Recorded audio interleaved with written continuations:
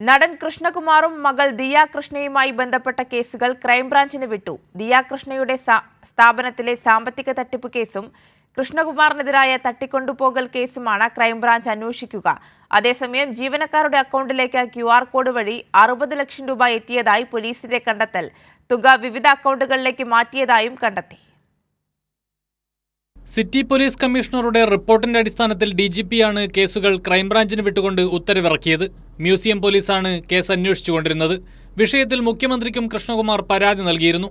കേസിന്റെ ഗൗരവം ഉൾപ്പെടെ പരിഗണിച്ചാണ് അന്വേഷണം ക്രൈംബ്രാഞ്ചിന് വിട്ടുകൊണ്ടുള്ള നടപടി. അതേസമയം ദിയ കൃഷ്ണയുടെ സ്ഥാപനത്തിലെ സാമ്പത്തിക തട്ടിപ്പ് കേസിൽ കൂടുതൽ തെളിവുകൾ പോലീസിന് ലഭിച്ചു. സ്ഥാപനത്തിലെ ജീവനക്കാരായ വിനീത, ദിവ്യ എന്നിവരുടെ അക്കൗണ്ടിലേക്ക് QR കോഡ് വഴി 60 ലക്ഷം രൂപ എത്തിയതായാണ് കണ്ടെത്തൽ. വിനീതയുടെ അക്കൗണ്ടിൽ 25 ലക്ഷം രൂപയും ദിവ്യയുടെ അക്കൗണ്ടിൽ 35 ലക്ഷം രൂപയുമാണ് എത്തിയത്. ഈ തുക വിവിധ അക്കൗണ്ടുകളിലേക്ക് കൈമാറ്റം ചെയ്തതായുള്ള രേഖകളും പോലീസിന് ലഭിച്ചു.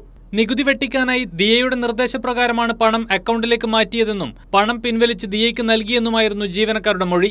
എന്നാൽ ഇത് സാധൂകരിക്കുന്ന തെളിവുകൾ പോലീസിന് കണ്ടെത്താൻ കഴിഞ്ഞിട്ടില്ല. ഇതോടൊപ്പം കൃഷ്ണകുമാറിനെതിരെ യുവതികൾ നൽകിയ പരാതിയിലും മതിയായ തെളിവുകൾ പോലീസിന് ലഭിച്ചിട്ടില്ല.